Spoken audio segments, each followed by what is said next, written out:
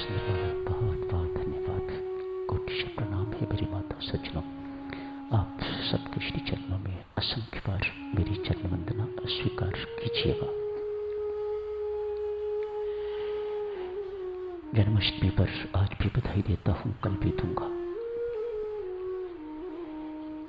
दैनिक सत्संग में जो गीता जी का पाठ चल रहा था, कल जन्माष्टमी के मांगलिक दिवस पर समाप्ति होगी। कल का कार्यक्रम 7 से 8:15 बजे तक होगा सुबह। आज सभी वचन भगवान श्री कृष्ण पर ही गाए गए हैं। मंतव्य है साधक जनों, परमेश्वर एक है। परमेश्वर अनेक नहीं है। उनके नाम अनेक हो सकते हैं, उनके रूप अनेक हो सकते हैं। परमात्मा के कृपा स्वरूप को भगवान राम कहा जाता है। उनके प्रेम स्वरूप को भगवान श्री कृष्ण कहा जाता है। परमात्मा के वैराग्य स्वरूप को भगवान शिव कहा जाता है। परमात्मा के वात्सल्य रूप को मां कहा जाता है। पर परमात्मा एक है, वह अनेक नहीं है। याद रखिएगा इस बात को। छोटी छोटी बातें बहुत कंफ्यूजन क्रिएट करती हैं। इधर से सुनते हैं, इधर से सुनते हैं, कुछ इधर पढ़ते हैं, कुछ इधर पढ़ते हैं, तो एक भ्रांति सी उत्पन्न हो जाती है। चीजें तो बहुत स्पष्ट हैं। हमारी बुद्धि कुछ इस प्रकार की है, हिलने जुलने वाली, अतएव भ्रांति हो जाती है। कुछ भ्रांति नहीं है। परमात्मा एक है, याद रखिए इसे। उसके नाम अनेक हो सकते हैं, उसके रूप अनेक हो सकते हैं, पर वह एक है। कभी भूलने वाली चीज नहीं। भगवान श्री कृष्ण प्रेम के स्वरूप हैं, तो उनकी हर अदा में प्रेम है, उनकी हर अदा में आकर्षण है। जो अपनी ओर आकर्षित करे वह कृष्ण। कृष्ण शब्द का अर्थ ही यही है, जो अपनी ओर आकर्षित करे, बेटा खींचे अपनी ओर, वह कृष्ण। प्रभु राम तो कृपा के स्वरूप है, स्ट्रिक्ट है, बिल्कुल सीधे रहते हैं। भगवान श्री कृष्ण का हर अंग टेढ़ा मेढ़ा, मानो उनकी हर अदा जो भी है उसमें एक ही बात है, इनके हृदय में मेरे प्रति प्रेम उमड़े। मैं इन्हें अपना प्रेम स्वरूप विभिन्न विभिन्न तरह का दिखाता हूं, ताकि इनके हृदय में मेरे प्रति प्रेम की वृद्धि हो। भगवान का स्वार्थ नहीं है, हमारी भलाई इसमें है। परमात्मा से माता प्रेम होगा तो संसार से राग छूटेगा। वेरी क्लियर, बहुत स्पष्ट बात। इसलिए परमात्मा से प्रेम पैदा होना चाहिए और परमात्मा के प्रेम में नित्य वृद्धि बेटा होती रहे। ये प्रेम का बीज एक बार परमात्मा अंदर डाल देता है। यदि हम बहुत ड्रास्टिक गलतियां न करें तो इस प्रेम में वृद्धि होती रहती है। ऐसे ही जैसे बाढ़ के दिनों में गंगा जी के पानी में, यमुना जी के पानी में वृद्धि होती रहती है वर्षा काल में, ठीक इसी प्रकार से इस प्रेम में भी वृद्धि होती रहती है, जो होनी चाहिए। भगवान श्री ने, परमात्मा ने अनेक अवतार लिए हैं। ये अवतार क्या है? पर ब्रह्म परमात्मा का नीचे उतरना अवतार। आप राम कृपा अवतरण कहते हो, डिसेंट ऑफ राम्स ग्रेस, उतरती है, परमेश्वर की कृपा उतरती है। इसी प्रकार से परब्रह्म परमात्मा भी चलते हैं हमारे लिए, कंस रावण को मारने के लिए नहीं, अपनी लीला के द्वारा भक्तों को रिझाने के लिए।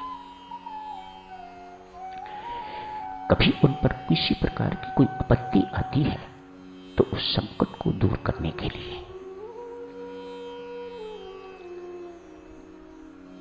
आज चर्चा साक्षियों बादशाह अकबर के कुछ प्रश्न हैं। गीता जी इन प्रश्नों का समाधान करेंगे। कल जो लोग अंतिम श्लोक 18वें अध्याय के पढ़ेंगे, भगवान श्री कृष्ण उनमें उत्तर देते हैं। बीरबल भी उत्तर दे रहा है, लेकिन भगवान के उत्तरों में पुष्टि है। ये तो बेचारा ऐसे ही है। सबसे पहले बादशाह अकबर का प्रश्न, बीरबल, हमारा खुदा कभी नीचे नहीं आता, पैगंबर भेजता है, दूत भेजता है।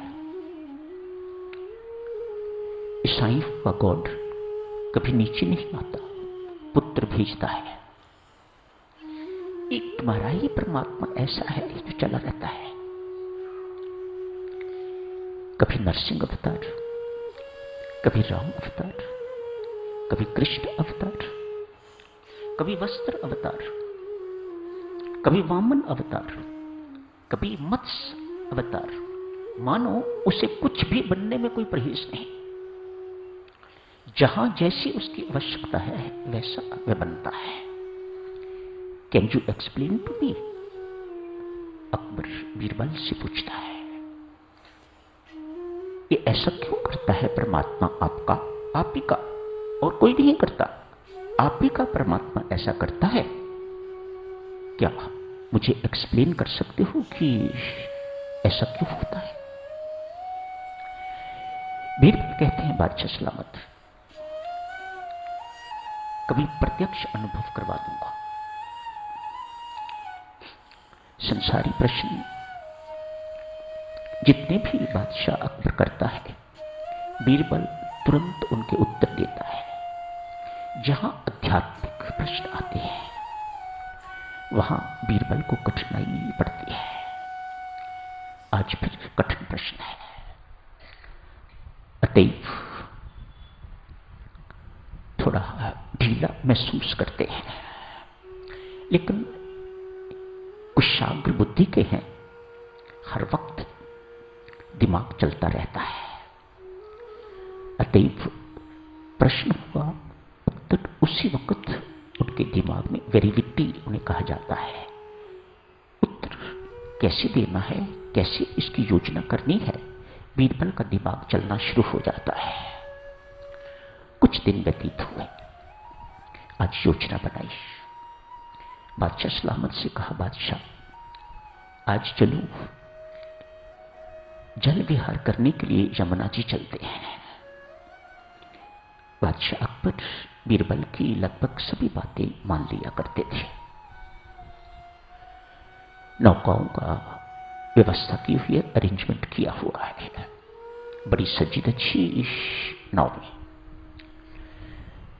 एक नौका में बादशाह अकबर को बिठा दिया है, साथ ही एक रानी भी बैठी है। उसके साथ ही उनकी एक दासी बीरबल ने बिठा दी है, और उसकी गोद में अकबर का पुत्र है, राजसी ड्रेस पहने हुए राजकुमार। ये सारी की सारी बीरबल की योजना है। नौकाएं चल पड़ी, बीरबल भी उसी में बैठा है, राजा के साथ ही नौका चलाने वाले भी बैठे होंगे। सबके सब नौका आगे ले जाते जा रहे हैं, उनके पीछे बाकी मंत्री और लोग सब दूसरी नौका में हैं। मध्य में पहुंचे होंगे जहां बहुत गहरा पानी है। योजना के अनुसार ऐसा दिखाया गया जैसे ये बच्चा खिसकता हुआ उस नौकरानी के, उस दासी के हाथ से तो जल में गिर गया है। अरे रे रे रे रे रे रे। बीरबल ने ऊंची आवाज उठाई, ये क्या कर दिया? राजा ने देखा मेरा पुत्र जल में गिर गया है, पानी यहां गहरा है, डूब मरेगा। अतएव तत्काल राजा ने स्वयं छलांग लगाई, कपड़ों समेत जो कुछ भी पहना हुआ था राजसी ड्रेस, उसी में छलांग लगा दी। बेचारे को तैरना आता नहीं था, गोते वाते खाए। कुछ लोगों ने और में छलांग लगाई, राजा को भी बाहर निकाला और राजा के पुत्र को भी बाहर निकाला। जब पुत्र को बाहर निकाला तो देखा कि पुत्र पुत्र नहीं है, ये तो मोम का पुतला है। बीरबल की योजना।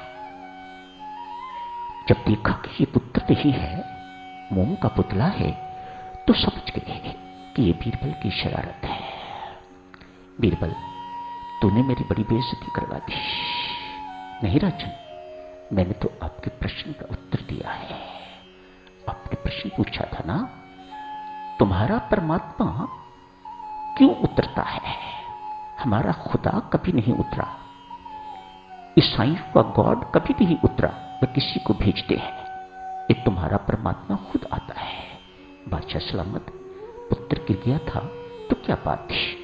मैं पास बैठा हुआ था, इतने नावक पास बैठे हुए थे, पीछे नौकर आ रहे हैं, आप किसी को हुक्म करते, वह छलांग लगाता और पुत्र को आपको बाहर निकाल के ले आता।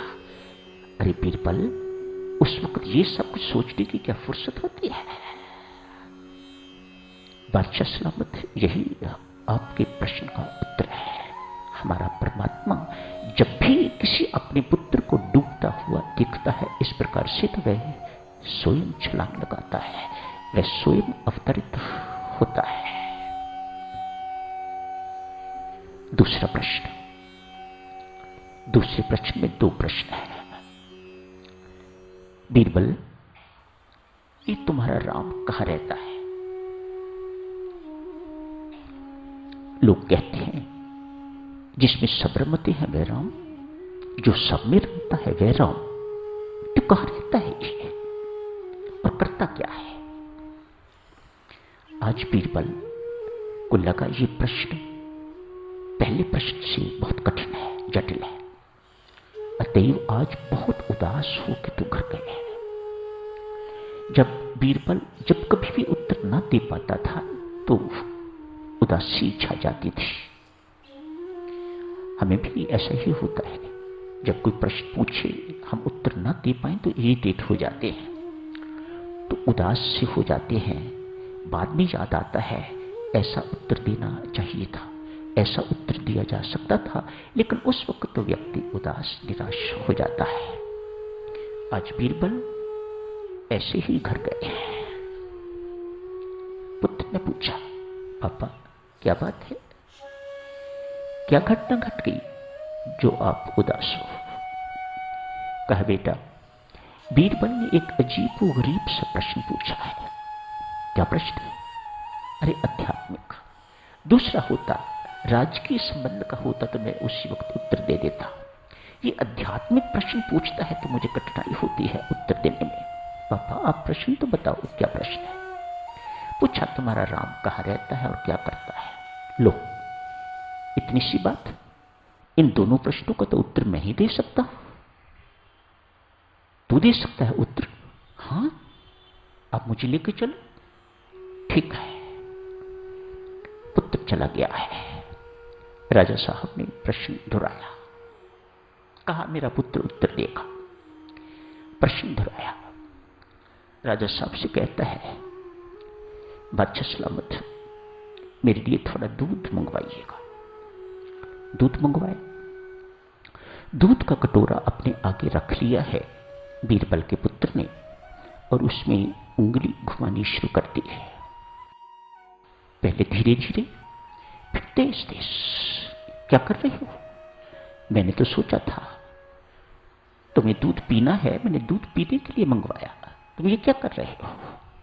नहीं बादशाह सलामत, मुझे दूध पीना नहीं है, मैं तो इसमें से मक्खन देख रहा हूं। आपको पता है ना?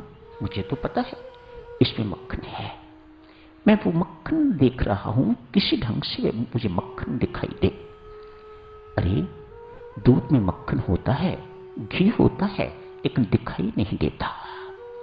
राजा साहब, हमारा राम कण-कण में व्याप्त है, लेकिन दिखाई नहीं देता। क्यों दिखाई नहीं देता? पुत्र कहता है, बादशाह सलामत, क्या आपको अपनी बुद्धि दिखाई देती है? क्या आपको अपनी इच्छाएं दिखाई देती हैं? क्या आपको अपने विचार दिखाई देते हैं? यदि वे दिखाई नहीं देते तो परमात्मा तो इनसे कहीं अधिक सूक्ष्म है। कभी आपने अपने आत्मा को देखा है? यदि नहीं देखा तो फिर परमात्मा तो इन सबसे अधिक सूक्ष्म है। उसे देखने के लिए साधना चाहिए। जिस प्रकार दूध को चरण किया जाता है, गर्म किया जाता है, जमाया जाता है, ठंडा किया जाता है, फिर उसको ऐसे करके किया जाता है और फिर जाके ठंडा पानी डालो, गर्म पानी डालो, तो तब उसमें से मक्खन निकलता है। लकड़ी में आग होती है, लेकिन ढंग से निकालनी पड़ती है। ठीक इसी प्रकार से इस सर्वव्यापक परमात्मा को बादशाह सलामत देखने के लिए साधना की आवश्यकता है, भक्ति की आवश्यकता है, वैराग्य की आवश्यकता है, तप त्याग की आवश्यकता है। तब जाके ये सर्वव्यापक परमात्मा हमें दिखाई देता है। करता क्या है? अकबर का अगला प्रश्न, करता क्या है राम? कहा, बादशाह सलामत, आप हो तो बहुत समझदार, लेकिन आज आपने समझदारी की बात नहीं करी। क्या बात है? कहा, महाराज, जो प्रश्न करता होता है वह छोटा होता है, सिंहासन पर बैठ के प्रश्न नहीं पूछता और उत्तर देने वाले को नीचे खड़ा नहीं करता। उत्तर देने वाले को गुरु कहा जाता है, मार्गदर्शक कहा जाता है। अतएव आपसे आज ये बड़ी भारी भूल हो गई, सॉरी। राजा ने तत्काल कहा, आई एम सॉरी, नीचे आइएगा। बादशाह सलामत नीचे आ गया। बीरबल का पुत्र राज सिंहासन पर जाके बैठ गया है। अब पूछिए। बीरबल का पुत्र कहता है, अब पूछो प्रश्न। राजा, क्या प्रश्न है आपका? मैं ये जानना चाहता हूं, राम करता क्या है? यही जो उसने कर दिया। क्या कर दिया? एक राजा को रंक बना दिया, एक रंक को राजा बना दिया, सिंहासन से उतार के उसे नीचे खड़ा कर दिया। और मुझ जैसे गरीब को, जो कभी सोच ही नहीं सकता कभी राजा के सिंहासन पर बैठने की, उसे सिंहासन पर बैठा दिया। सर्वसमर्थ है परमात्मा श्री राम। वह असंभव को भी संभव करे, जो संभव नहीं है उसको भी संभव करके दिखा दे, वह परमात्मा है। यही काम करता है बादशाह सलामत हमारा राम। तो समय हो गया है देवी सज्जनों, यही समाप्त करने की इजाजत दीजिएगा। कल इस चर्चा को और आगे जारी रखेंगे। भगवान श्री इन प्रश्नों का उत्तर क्या देते हैं? कहाँ रहता है परमात्मा? अपने श्रीमुख से कुछ उन्होंने कहा है, कल पढ़ेंगे। तो आज यही समाप्त करने की इजाजत दें। हार्दिक धन्यवाद, कोटि कोटि प्रणाम आप सबको।